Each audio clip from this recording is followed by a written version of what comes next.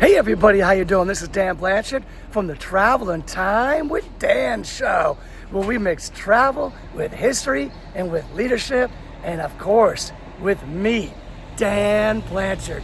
Today, I am in Boston. Yes, downtown Boston, and I'm going to talk to you about Boston's Liberty Tree, which was, I guess, planted in 1646. You see right here, I'm at the Liberty Tree plaque. And across the street, there's a big stone where it says the Liberty Tree Plaza, which I'll show you very soon. But let me tell you a little bit about what's going on here. I'm at the corner of Washington Street and Essex Street in downtown Boston. And the Liberty Tree is something that not a lot of people know about. And if you can look across the park, there's like a stone there that says the Liberty Tree Plaza. So I think maybe the tree might have been right about there. And here across the street, they've got the plaque, which I'm showing you now. So let's see what happened here, okay? What's the history of this? Well, as you know, the 7 Years' War, which some people call World War I or World War Zero, put the English in a lot of debt. And they were like, hey, we were helping defend the colonies against the French. Also here in North America, they were fighting all over the world, but they were fighting defending the colonies against the French and some of the different Native American tribes here. So why shouldn't the colonists take on a little bit of the cost of the debt of that war? So the British imposed the stamp tax on the colonists, which really made the colonists mad. You know that whole thing. No taxation without representation and all that stuff. Well, there was a group here, the Loyal Nine, who were like the predecessors of the Sons of Liberty. And you know what they did, the Boston Tea Party and all that stuff. Well, the Loyal Nine, their predecessors, are going to show their displeasure, and they're going to create some effigies. And with the effigies, they're going to take the Andrew Oliver, who was the stamp distributor.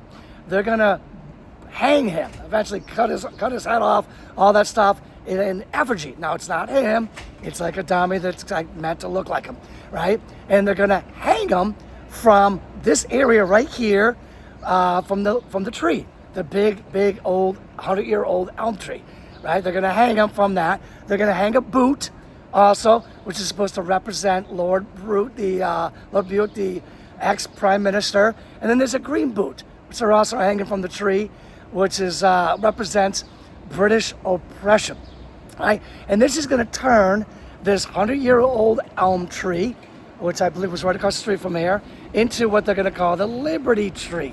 Now, it's going to work, right?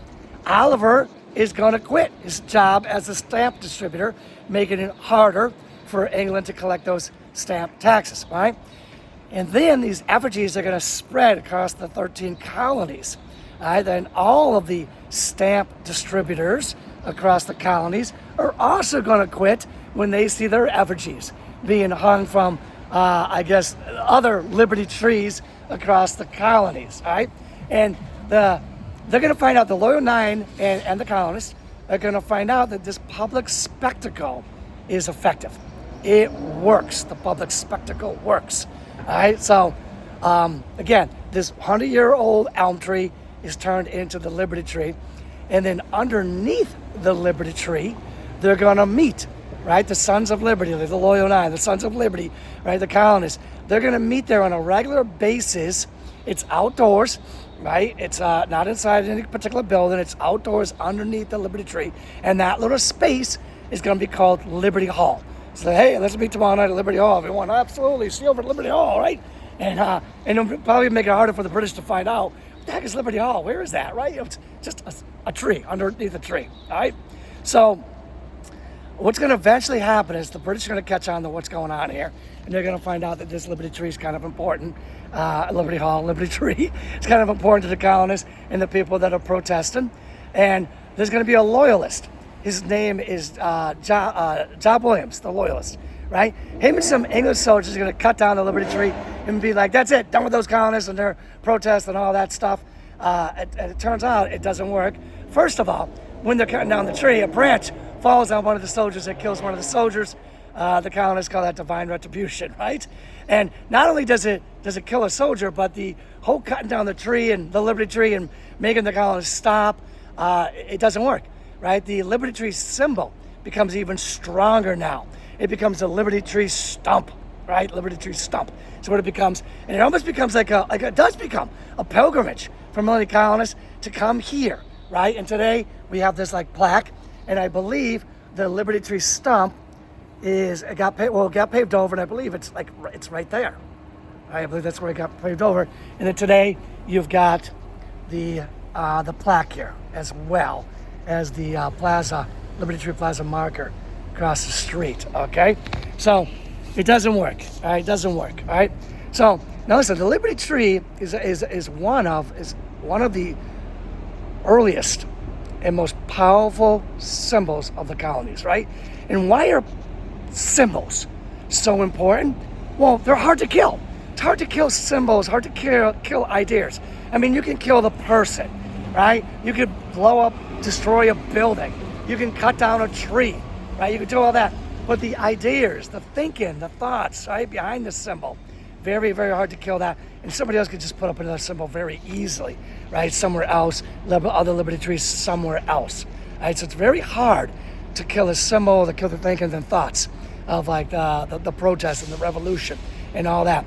And with that in mind, coming on America's 250th birthday, there's a group of people called the Sons of the American Revolution, right? They are planted 250 Liberty Trees to celebrate the birthday, the 250th birthday of America, of our independence from England, right? So now, you know, when I do my Travel in Time with Dan shows, I cover travel, history, leadership, all that stuff. I've already given you a bunch of the history of the Liberty Tree. So obviously, if you have not traveled down to Boston, you are definitely missing out. I mean, Boston's just one of the world's greatest cities. You definitely got to travel down to Boston. Maybe do your own little modern day pilgrimage over here to where the Liberty Tree is, Liberty Tree stump eventually, and then it's paved over right there in the Liberty Tree Plaza. You definitely want to travel down here. So what is the leadership lesson? Well, I would say the leadership lesson is that leadership can come from anywhere, right? It could even come from a symbol. Heck, it could even come from a tree, a Liberty Tree. Well, thank you, everybody, for spending time with me today on the Travel in Time with Dan show, where we mix travel with history and with leadership, and of course with me, Dan Blanchard. And I'll be back to check you out with another episode real soon. You take care now.